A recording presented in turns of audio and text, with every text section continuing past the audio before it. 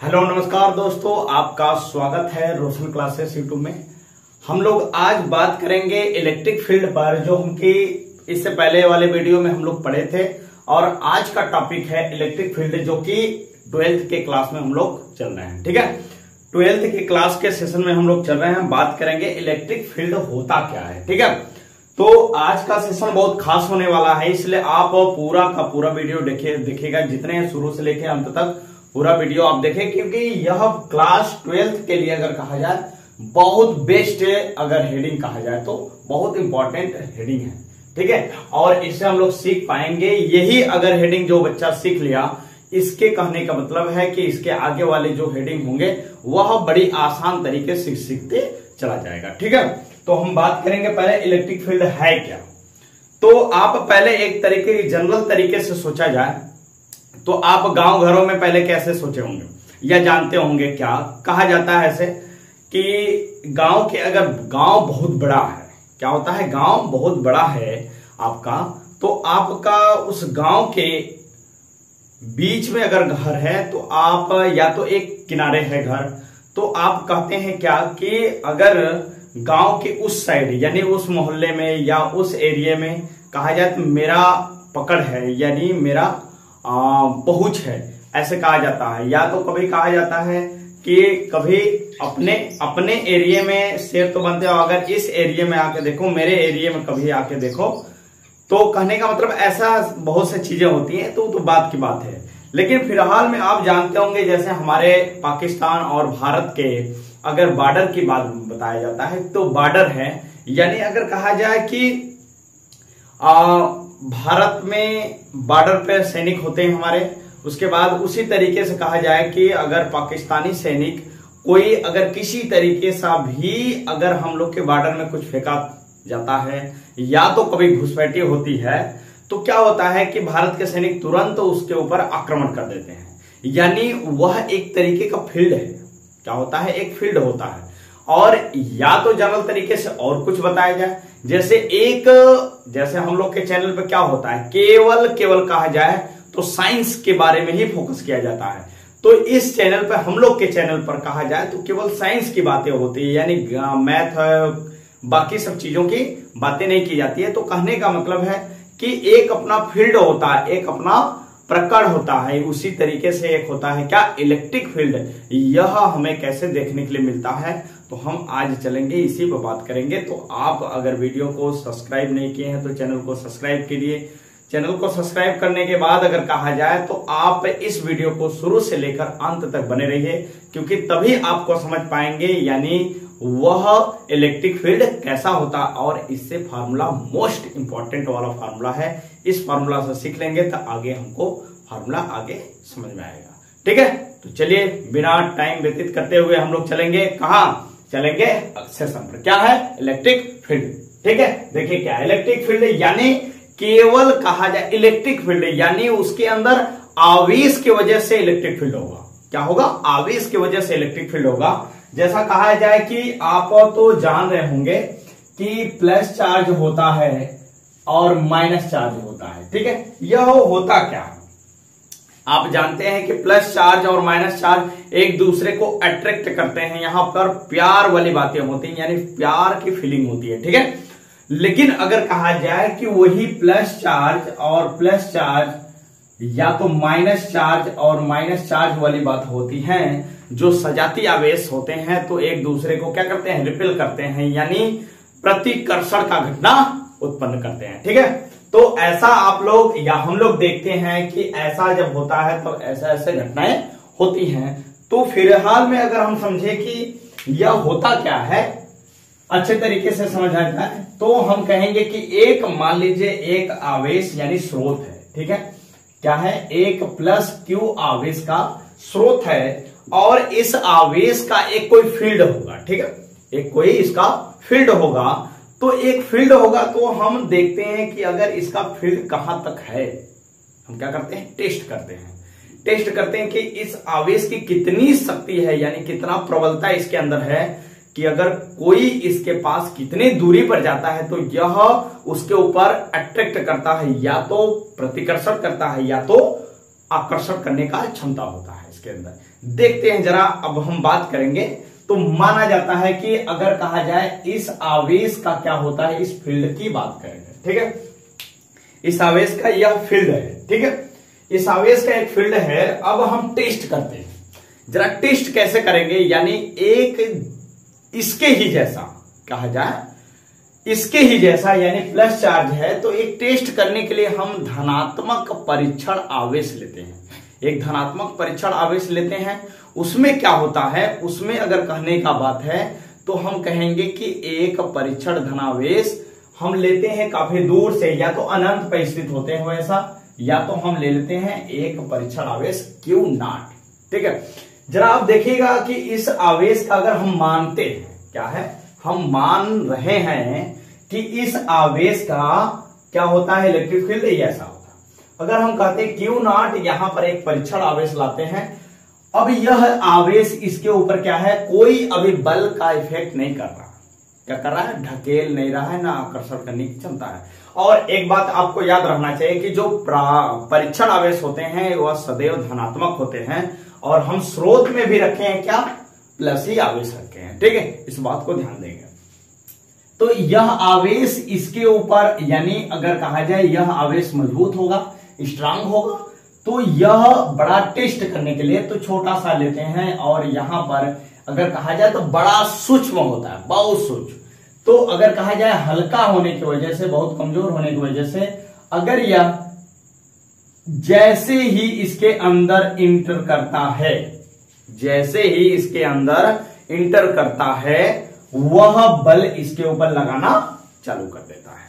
क्या करता है, एक बल लगाना चालू कर देता है। तो जो हम कहते हैं कि इस पॉइंट की बात करेंगे, अगर ये पॉइंट P है तो यहां पर वह परीक्षण आवेश आता है, यानी इसके ऊपर कैसा बल लगेगा, यानी F बल लगता है, ठीक है। F बल लगेगा, यानी हम कहेंगे इसी को, यानी इस आवेश का क्या कहा जाता है, इलेक्ट्रिक फील्ड। जहां अगर कहा जाए कि दूसरे आवेश के ऊपर उस आवेश के द्वारा बल का अनुभव किया जाने चालू हो जाता है, उसी को हम क्या कहेंगे, इलेक्ट्रिक फील्ड कहेंगे। जैसे इसका परिभाषा हम समझते हैं, क्या है, किसी आवेश के परिवेश में, किसी आवेश के परिवेश में, परिवेश यानी उसका क्षेत्र, परिवेश में वह क्षेत्र जहां दूसरा आवेश, जहां दूसरा आवेश, या पहला आवेश है स्रोत का, और यह क्या है, परीक्षण आवेश है। यह कहा है किसी आवेश के परिवेश में वह क्षेत्र जहां कोई दूसरा आवेश किसी वैद्युत बल का अनुभव करता है, वैद्युत बल का अनुभव करता है, वैद्युत बल का अनुभव करना स्टार्ट कर देता है, वह उस आवेश का वैद्युत क्षेत्र कहलाता है। जैसे ही अगर कहा जाए यह आवेश, इस आवेश को क्या करता है, बल का अनुभव होने लगता है, तभी वह कहा जाता है इस आवेश का वह क्या है, इलेक्ट्रिक फील्ड होता है, ठीक है। वैद्युत क्षेत्र, इसको हम क्या कहेंगे, वैद्युत क्षेत्र कहेंगे। वैद्युत क्षेत्र क्या होता है कि वह आवेश, किसी आवेश का अगर परीक्षण आवेश कहेंगे, तो अगर उस आवेश के परिवेश में कोई दूसरा आवेश वह इंटर करता है, तो उसके द्वारा लगाए गए उस आवेश के, परीक्षण आवेश के ऊपर लगाए गए बल को हम क्या कहेंगे, उस आवेश के द्वारा जो लगाया जा रहा है उस आवेश का क्या कहलाएगा, इलेक्ट्रिक फील्ड कहलाएगा, ठीक है। तो कहने का मतलब है कि अगर मान लेते हैं कि अगर हम मान लेते हैं कि इसके यहां पर इतनी r दूरी पर कहीं बिंदु P है, वहां पर Q0 आता है, तो इसके द्वारा इलेक्ट्रिक फील्ड की तीव्रता कितनी होगी, यानी हम बात करेंगे, यानी वैद्युत क्षेत्र, यानी विद्युत क्षेत्र की तीव्रता, इंटेंसिटी जिसको कहते हैं तीव्रता, प्रबलता जिसको हम कह सकते हैं प्रबलता, या तो तीव्रता कितनी होगी। तीव्रता यानी इलेक्ट्रिक फील्ड को आप सभी लोग जान जाइएगा कि इलेक्ट्रिक फील्ड को बताया जाता है कि अगर आपका इलेक्ट्रिक फील्ड कितना होगा, तो आप कहेंगे कि इलेक्ट्रिक फील्ड अगर कहा जाए किसी वस्तु यानी किसी आवेश पर जितना बल का अनुभव किया जाता है, वही उसके अनुपात को क्या कहा जाता है, इलेक्ट्रिक फील्ड कहा जाता है। यानी हम कहेंगे परीक्षण आवेश पर इस आवेश के द्वारा F बल लगाया गया, उसी बल के अनुपात यानी हम कहेंगे Q0 से जब भाग लगाते हैं तो उसके द्वारा जो पता किया जाता है तो उसकी इलेक्ट्रिक फील्ड प्राप्त होती है, यानी वैद्युत क्षेत्र की तीव्रता प्राप्त। ठीक है, तो हम बात करेंगे इलेक्ट्रिक फील्ड यानी वैद्युत क्षेत्र की तीव्रता कितनी होती है। अगर कहा जाए कि अगर यही प्लस चार्ज हम जो लिए हैं, अगर यही कह देते हैं कि अगर माइनस चार्ज होता तो यह प्लस चार्ज है, तो हम कहेंगे कि इस माइनस चार्ज से वह कितनी दूरी पर आता है कि वह अपने आप आकर्षित हो जाता है, यानी कितने पास हम लेने आने के बाद वह आवेश अपने आप खींचा चला आएगा। ठीक है, वो अपने आप खींचा चला आएगा। तो कहने का मतलब है कि अगर माइनस चार्ज भी होगा तो भी हमें यही वैद्युत क्षेत्र की तीव्रता देखने के लिए मिलेगा। ठीक है, तो हम आगे बात करेंगे, एक हेडिंग दूसरे हेडिंग की बात करेंगे, इसी से हम हल करेंगे।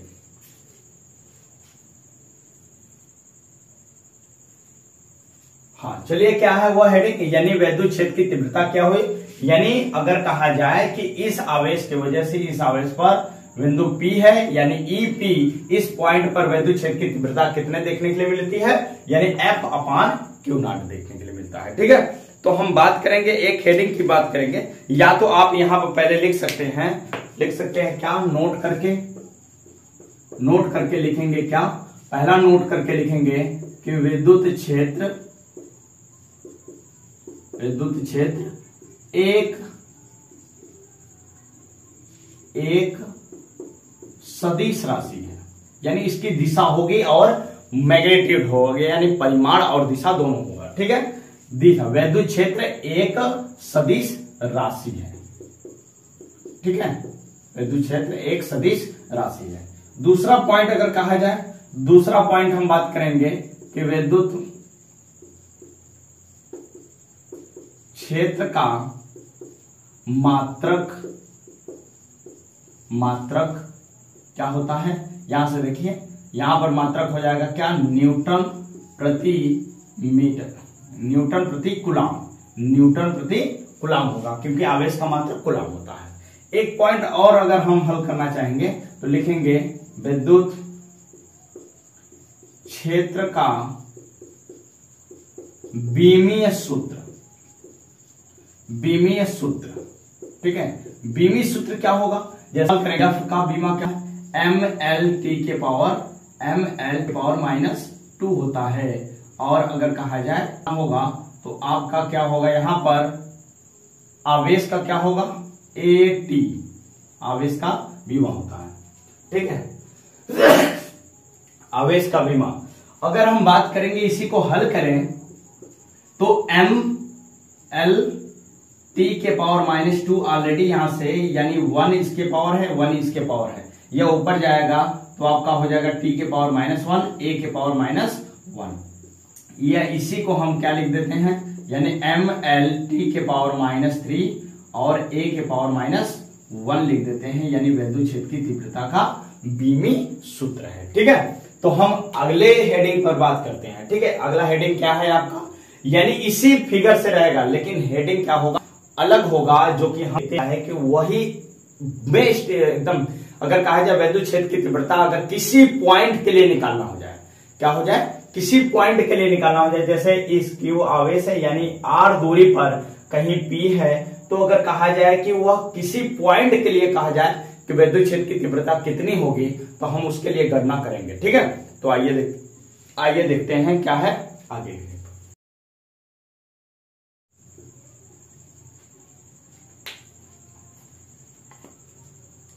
चलिए देखिए क्या है, अगर कहा जाए किसी बिंदु आवेश के कारण वैद्युत क्षेत्र की तीव्रता, यानी कोई आवेश है यहां पर, अगर यही फिगर रहेगा, क्या है कि अगर जैसे हम लोग समझ पाए हैं क्या, कि अगर कहा जाए इस आवेश का वैद्युत क्षेत्र होता है और यह आवेश किसी बिंदु P पर, यानी मान के चलिए बिंदु P पर Q0 है, यानी परीक्षण आवेश है और वह R दूरी पर है, तो अगर कहा जाए इस बिंदु P पर वैद्युत क्षेत्र की तीव्रता कितनी होगी, तो हेडिंग क्या है, किसी वैद्युत बिंदु आवेश के कारण वैद्युत क्षेत्र की तीव्रता कितनी होगी।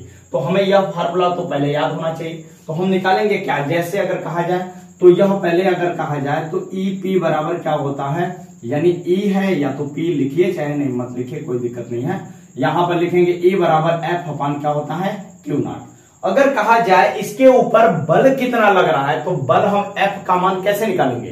तो अभी तक तो हम लोग सीख पाए क्या, कूलाम का नियम। अगर कूलाम के नियम जो बच्चे नहीं सीखे हैं तो पहले आप जाइए, उसके बाद अगर कहा जाए दूसरा या तो चौथा हेडिंग, तीसरा है हेडिंग, यानी तीसरा लेक्चर जो है उसमें कूलाम के नियम के बारे में बताया गया है। आप पीछे वाले वीडियो जाकर देखकर फिर उसके बाद इस वीडियो को आप देखेंगे तो ज्यादा बेस्ट समझ में आएगा। ठीक है, तो हम कहेंगे E बराबर इतना। अगर कहा जाए बल निकालने के लिए तो F बराबर हम निकालेंगे क्या, के Q1 Q2 बटे क्या हम पढ़ते हैं R का स्क्वायर। तो हम बल निकालेंगे यहां पर, तो बनेंगे यहाँ पर Q जगह पर क्या है इंटू Q है, और यहां गुणा ना करें तो देखिए, ठीक है, यहां पर अगर कहा जाए तो Q1 के जगह Q और Q2 के जगह क्या है Q0 है। ठीक है, और R के स्क्वायर के ऊपर कितना है R, यानी दूरी का स्क्वायर है। ठीक है, तो यह क्या है, अगर मान लीजिए आपका यह समीकरण 1 है, यह समीकरण 2 है, तो इस समीकरण 2 का मान क्या है, हम लिखेंगे बाय 2 का मान 1 में रखने पर जब रखेंगे तो यहां पर क्या हो जाएगा, E बराबर के लिए निकाल रहे हैं P पर निकाल रहे हैं, इसलिए P रखेंगे। EP बराबर क्या लिखेंगे, यहां पर F का मान कितना आ गया, के Q0 अब बटे कितना है, यानी आपका क्या है R का स्क्वायर। ठीक है, अब पूरे के बटे क्या है, यानी पूरे के बटे Q0 है, इसके नीचे आप 1 लिख दीजिए। और सरल बनाने के लिए तो क्या लिखेंगे हम, यहां पर हम लिखेंगे क्या, यहां से तो के Q0 अब बटे क्या लिखेंगे हम R का स्क्वायर इंटू क्या लिखेंगे 1 बटे Q0 लिखेंगे, तो Q0 से गया क्या बोरा में। उसके बाद क्या है आपका के Q अपन क्या है R का स्क्वायर, यानी किसके लिए, यानी P के लिए, यानी बिंदु P पर वैद्युत क्षेत्र की तीव्रता का हम लोग कर दिए। ठीक है, इतने ही आएगा, यानी यहां पर अगर विद्युत क्षेत्र की तीव्रता की बात किया जाए तो कितना प्राप्त होगा, यानी EP बराबर के Q अपान R स्क्वायर प्राप्त होगा। ठीक है, तो आगे हम देखते हैं कि इसमें ग्राफ कैसे आता।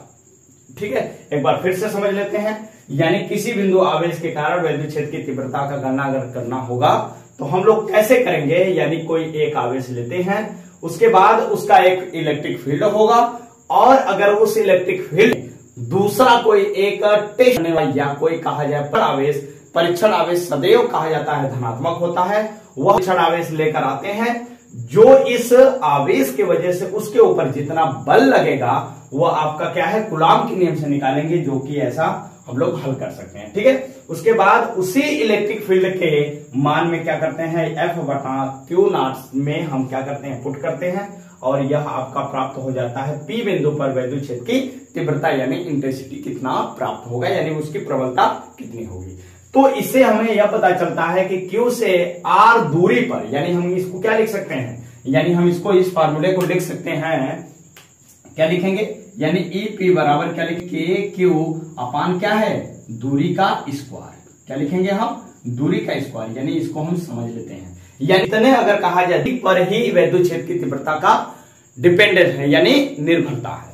तो हम बात करेंगे आगे देखते हैं ग्राफ के बारे में, या तो हम ग्राफ इसी तरह बना लेते हैं। ठीक है, ग्राफ देखते हैं यहां पर, तो ग्राफ कैसे बनेगा, यानी अगर कहा जाए तो यहां से अगर हम लिख सकते हैं EP बराबर EP प्रोपोर्शनल 1 बटे क्या है, यानी इसका मतलब यहां पर यह बताया जा रहा है कि R जितना ज्यादा होगा वैद्युत क्षेत्र की तीव्रता का मान क्या होगा कम होता जाएगा। जैसे हमारे कहने का मतलब इस Q से अगर यह Q0 बहुत दूर चला जाएगा तो इस आवेश के कारण इस Q0 पर बल प्रबलता क्या है वैद्युत क्षेत्र की तीव्रता का मान क्या होगा घटता जाएगा, उसके ऊपर एट्रैक्शन नहीं होगा, बल का भी अनुभव बहुत कम होता चला जाएगा।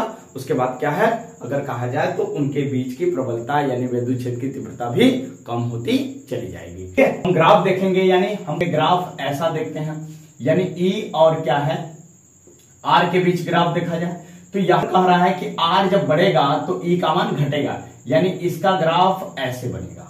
ठीक है, हमेशा व्युत्क्रमानुपाती का ग्राफ सदैव ऐसे ही बनता है, E के और R के बीच का ग्राफ बना है, यानी ऐसा होगा, यानी E और R क्या है एक दूसरे के व्युत्क्रम, यानी उल्टा ने लिखा हुआ है ऐसे। अगर कहा जाए इसी को अगर हम कह देते हैं कि यहां पर E का ग्राफ अगर कहा जाए 1/r² के बीच में हम ग्राफ देखें तब कैसा बनेगा।